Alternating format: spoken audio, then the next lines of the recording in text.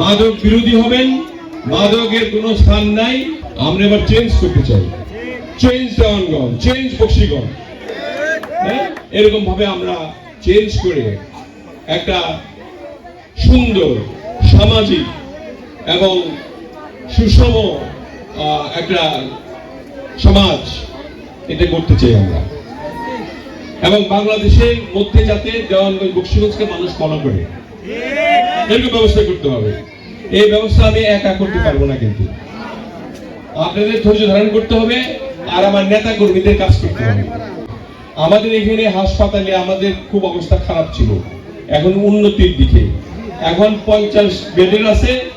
এটা আমরা 101 শয্যায় অলরেডি অ্যাপ্রুভ করছি। দিব না, আপনারা সকলে ঐক্যবদ্ধ থাকবেন, মাদক বিরোধী হবেন, মাদকের কোনো স্থান নাই এবং দেওয়ানগঞ্জে কোনো অন্যায় কাজ চলবে না।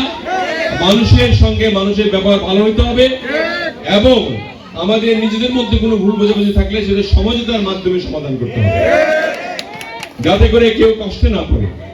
আর সকলের জন্য আমি শুভকামনা করি, সুস্বাস্থ্য কামনা করি।